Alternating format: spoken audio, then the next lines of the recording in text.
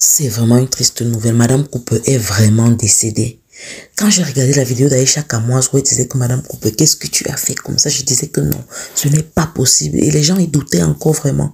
Mais franchement, quand vous allez regarder la vidéo qui va suivre là, on est vraiment en train de confirmer qu'elle est décédée parce que ces gens-ci viennent de l'hôpital général de Douala. La vidéo confirme que Madame Cooper est bel et bien partie. C'est confirmé, Madame Cooper n'est plus. C'est vraiment confirmé, elle n'est plus. On aperçoit déjà des gens qui sont en train de sortir. C'est vraiment triste. C'est confirmé qu'elle n'est plus. Les filles bêtées avec les gémissements bizarres.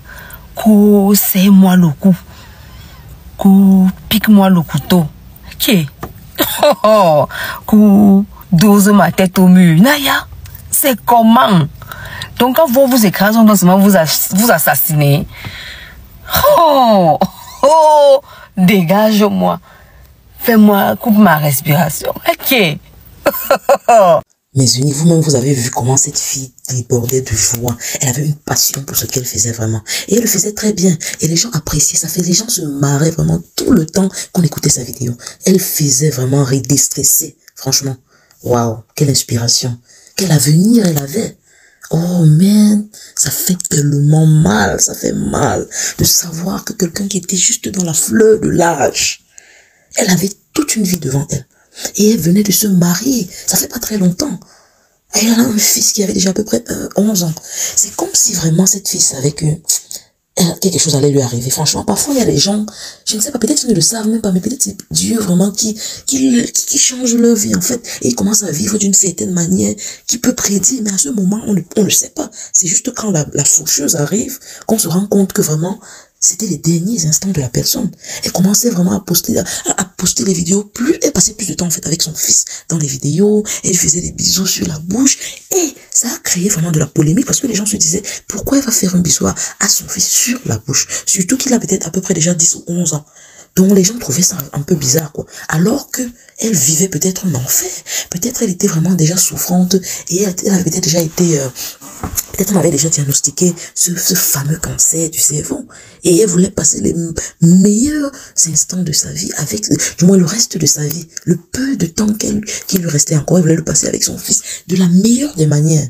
Et on a bien vu aussi que les gens s'indignaient du fait qu'elle ne postait plus les vidéos et tout. Les gens ne comprenaient pas. Parfois, il faut pas aller vite en jugement, vraiment. Il faut pas aller vite en besoin parce que on ne connaît pas la vie de ces influenceurs.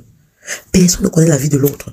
Donc si quelqu'un a l'habitude de poster très régulièrement les vidéos et après la personne arrête subitement, il faut se poser des questions. Il ne faut pas seulement se plaindre que oh, on a besoin de toi et si tu ne postes plus les vidéos, tu nous as abandonnés. Attendez, la personne a une vie. Et surtout quand elle s'est mariée, il fallait aussi peut-être qu'elle passe plus de temps avec son mari, avec son enfant et tout. Donc il faut quand même qu'on apprenne un peu à comprendre. Et ce fameux cancer vraiment. Oh, franchement, hein. Oh, man. Et c'est le genre, on a dû découvrir cela quand c'était déjà avancé. Parce qu'il y a des cancers, comme même celui du côlon, où quand on découvre, c'est presque la fin, en fait. Parce que il n'y a pas de, je sais pas comment dire, des symptômes. Il n'y a pas des symptômes qui se présentent très tôt. Donc, très souvent, quand on commence à détecter des symptômes, c'est que c'est la fin. C'est quand c'est déjà un stade avancé. Donc, il faut que les gens arrêtent ça. Arrêtent vraiment de se préoccuper, de s'indigner par rapport à ces influenceurs. Parce que eux, ils ont aussi leur vie privée à vivre. Ils ont leur vie. Donc, soyons vraiment, aimons-nous vivants, comme on dit souvent. La vie est très courte. Aimons-nous vivants. Assistons-nous vivants. C'est très triste vraiment que ce soit chaque fois qu'il y a un décès, qu'on puisse vraiment apprendre aux gens vraiment ce qu'ils sont supposés faire.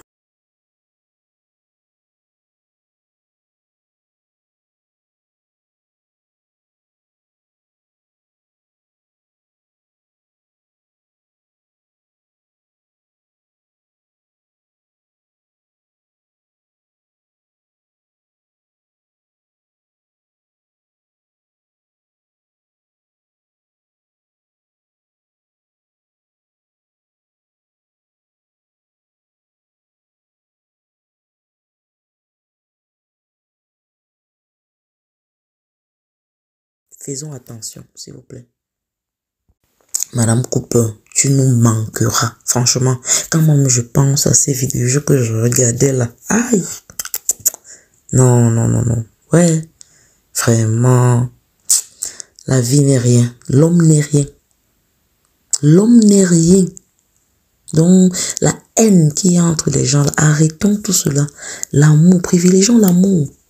L'amour doit primer sur la haine. Parce que quand on meurt, quand on part, c'est fini. C'est fini. Toute la haine là, c'est fini. Oh mon Dieu. Oh man. Paix à ton âme, Madame Cooper. Vraiment, mes condoléances aux familles éprouvées. Et son fils, qui est orphelin vraiment à un si jeune âge. Et son mari, veuf. Oh.